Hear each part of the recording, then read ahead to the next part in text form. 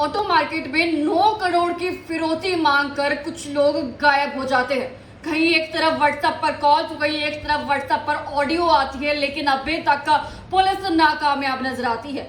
आज पहुंची हूं एक ऐसी जगह पर जहां पर दो शख्स बड़े बड़े मेरे साथ मौजूद है, यानी कि अजय सिंह सैनी जी और तायल साहब। आपको पता है इनके चेहरे लगातार चर्चाओं में रहते हैं, लेकिन इनका क्या कुछ नजरिया कहता है, इसके पीछे आइए बातचीत करेंगे। सबसे पहले बातचीत करेंगे तायल साहब से, फिर बातचीत करेंगे अजय सिंह सैनी जी से। क्या कुछ जो है नजरिया इनका है। सर नमस्कार। नमस्कार, सभी दर्शकों को मेरा नमस्कार। पहले मुझे ये बताइए, जो ये लगातार फिरौतियां हो रही है, 9 करोड़ की फिरौती हो चुकी है, तो ये जो 9 करोड़ की फिरौती की मांग रखी गई है, इसके पीछे का उद्देश्य क्या लगता है आपको? लोगों को डराना, व्यापारियों में दहशत पैदा करना, भय पैदा करना। पिछले लोकसभा का चुनाव हुआ है, उससे पहले इस शहर के अंदर कोई ऐसी बातें नहीं होती थी। अब लोकसभा का चुनाव होने के पश्चात जो ही कांग्रेस ने जीत प्राप्त की है और आम आदमी पार्टी के साथ उसका सहयोग था, पता नहीं क्या सरकार जो है, प्रशासन सुस्त है और सुस्ती का फायदा अपराधी किस्म के लोग उठाना चाह रहे हैं। व्यापारियों के अंदर दहशत पैदा करके और फिरौती मांग करके, अभी तो ये 9 करोड़ की फिरौती मांगी गई है 3 जगह, एक 5 करोड़ की, एक 2 करोड़ की, एक 2 करोड़ की जी। अभी सुबह सुबह मैंने एक वीडियो देखा था जिसमें हमारे प्रधान बजरंग दास जी गर्ग बता रहे थे कि फिरौतियों की लिस्ट बहुत लंबी है और कम से कम दर्जन भर लेटर पत्र फिरौती वालों ने व्यापारियों को भेजे हैं। कई लोग उनको बता नहीं पा रहे हैं। तो मेरा तो ये कहना है कि पुलिस प्रशासन से और सरकार से फिरौती मांगने वालों पर सख्त से सख्त कार्रवाई करे और उनको सख्त से सख्त दंड देने का प्रयत्न करे। व्यापारियों के अंदर और अन्य समाज के अंदर जो दहशत फैलाने का प्रयास अपराधी किस्म के लोग कर रहे हैं, उनके ऊपर अंकुश लगाया जाए। जी मेरे साथ अजय सिंह सैनी जो मौजूद है, बातचीत करेंगे। सर मुझे बताइए, आपको क्या लगता है, क्या क्यों ये भी कोई राजनीति का एक पार्ट जो है सामने आता है?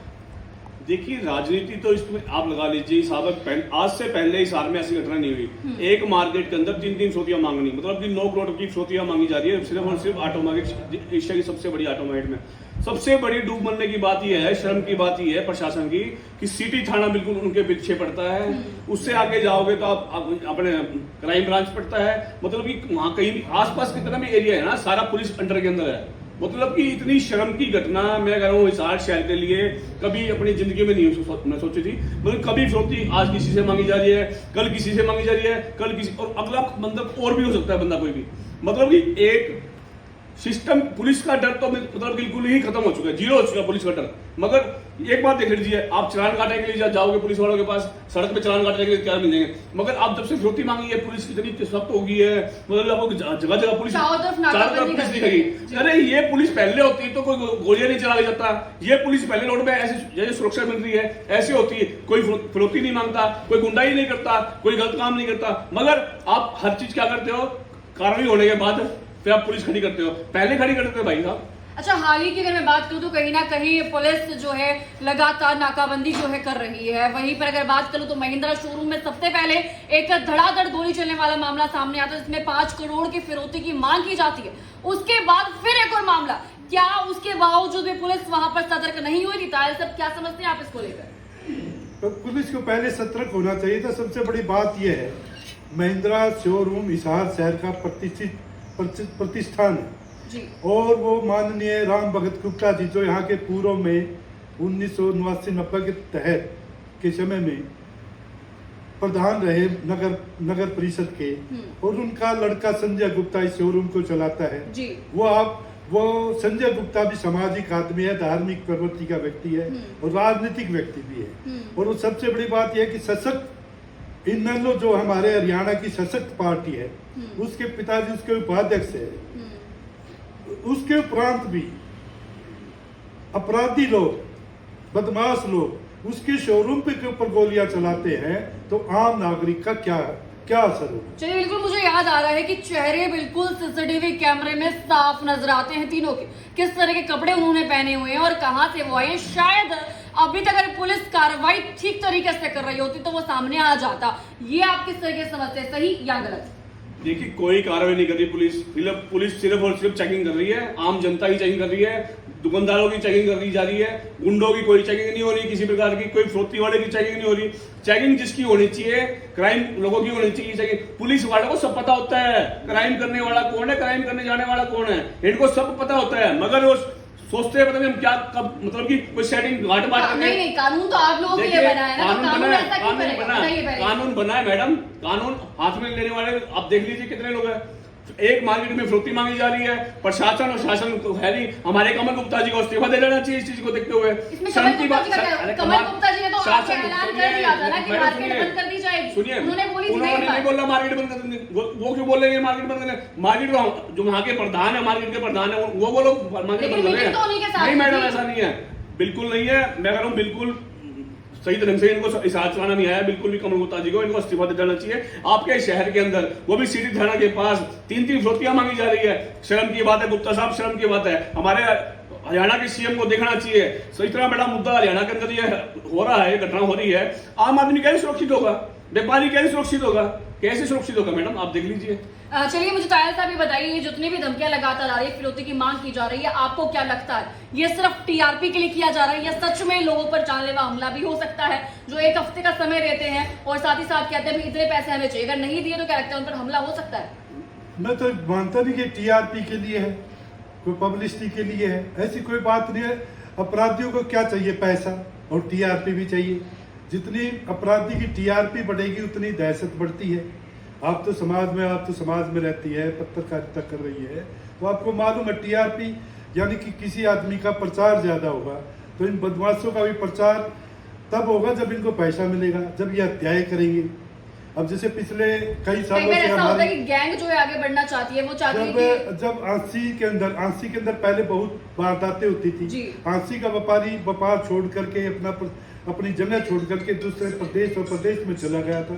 उसी प्रकार हिसार को भी ये दहशतगर्द गिरोह ऐसा ही बनाना चाहते हैं कि हिसार का व्यापारी भी यहाँ से चला जाए, स्थान छोड़ दे, जबकि व्यापारी ऐसा करने वाला नहीं है। व्यापारी इनका बहुत ही मजबूती के साथ में मुकाबला करने के लिए तैयार है। हिसार में हम ऐसा नहीं होने देंगे। चलिए एक सवाल मैंने आज सुबह जो है बजरंग दास जी से भी पूछा था, उसके अलावा वहां पे मौजूद व्यापारियों से पूछा था, वही सवाल अभी फिलहाल मेरा अजय सिंह सैनी जी से है। क्या लगता है हिसार को अब हम बिहार का नाम दे सकते हैं या फिर नहीं?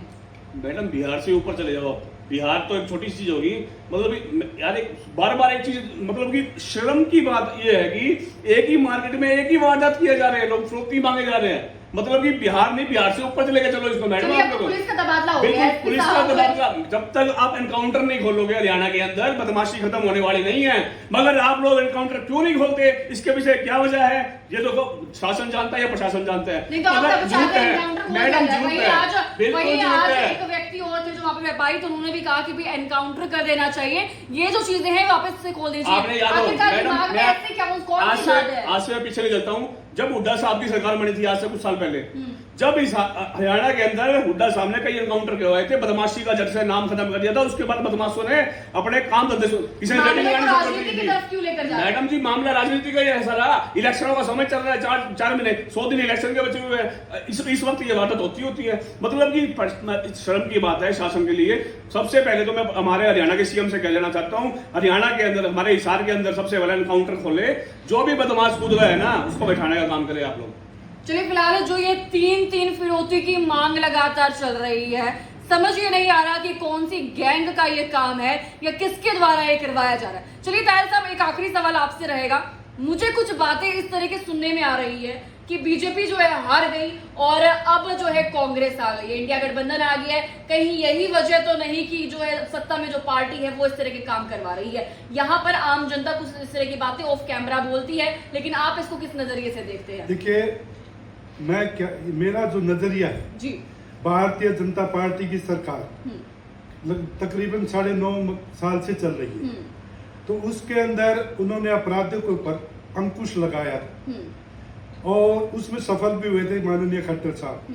परंतु जो ही सत्ता परिवर्तन हुआ, नायब सिंह सैनी जी मुख्यमंत्री बने और चुनाव, लोकसभा के जो चुनाव हुए और भारतीय जनता पार्टी की अपेक्षा के अनुसार परिणाम हरियाणा में नहीं आया, तो ये क्या वजह मेरे को नहीं पता, परंतु इसके पीछे कारण क्या है? क्यों उस सरकार की खट्टर की सरकार थी, नायब सिंह सैनी जी की सरकार है, नायब सिंह की सरकार में लोकसभा का चुनाव हुआ, और अब ये क्यों अपराधी प्रवृत्तियां बढ़ रही है, जबकि हांसी में इन्होंने आपराधिक प्रवृत्तियों पर काबू पाया। भारतीय जनता पार्टी की सरकार ने हांसी में अपराधी प्रवृत्ति पर काबू पाया, परंतु जो ही चुनाव हुए, लोकसभा के चुनाव हो चुके हैं, अब ये अपराधी प्रवृत्तियां दिन प्रतिदिन हिसार जैसे शांतिपूर्ण नगर में बढ़ रही है। इसका कारण तो सरकार अपनी इंक्वायरी करवा करके ही कर सकती है। चलिए। इसके पीछे राज क्या है? बिल्कुल, बहुत बहुत शुक्रिया सर, बातचीत के लिए काफी अच्छा लगा। कोई मैसेज जो आम जनता तक पहुंचाना चाहते हैं? मेरे हिसाब से अभी जो तीन फिरौती मांगी थी, हो सकता है चौथा कॉल इसी के पास आने वाला हो और आम जनता घर से निकलने से डर रही है। क्या कहना चाहेंगे आप? देखिए, सभी शहर के व्यापारियों से मैं एक बात कहना चाहूंगा, किसी से डरने की जरूरत नहीं है, डटकर मुकाबला करेंगे। आपके साथ कंधे से कंधा मिलाकर खड़ा है, पूरा हिसार आपके साथ खड़ा है। किसी व्यापारी को डरने की जरूरत नहीं है, अपना व्यापार करे, व्यवस्थित रहे, काम धंधा करे, टेंशन लेने गुंडो गांडो का आप देख लेंगे, आप लोग काम करें बस। चलिए, फिलहाल ये थे मेरे साथ अजय सिंह सैनी जी और तायल साहब, जिनसे हमने बातचीत लगातार की 9 करोड़ की फिरौती को लेकर। और शायद अब समझ पा रहे होंगे कि 9 करोड़ की किस तरीके से हुई। जहां पर सबसे पहले महिंद्रा शोरूम पर 5 करोड़ की फिरौती की मांग की जाती है, वहीं पर 2 करोड़ की भीम ऑटोमोबाइल से की जाती है। फिर उसके बाद गोयल वाली दुकान से जो है 2 करोड़ की फिर से मांग की जाती है। कुल मिलाकर बात कर ली जाए तो 9 करोड़ की मांग यानी फिरौती की मांग को लेकर लगातार जो अपराधी लोग इस तरीके से खुले घूम रहे हैं और शिकंजे में नहीं आ पा रहे। वहीं पर पूरे हिसार शहर में नाकाबंदी हो चुकी है। तो क्या लगता है आम जनता जो इस वक्त मुझे लाइव देख रही है, क्या इस नाकाबंदी का कुछ फर्क नजर भी आएगा या फिर नहीं आएगा? आपकी क्या कुछ राय है? वीडियो को शेयर करना ना भूलिए और बने रहिए मेरे साथ।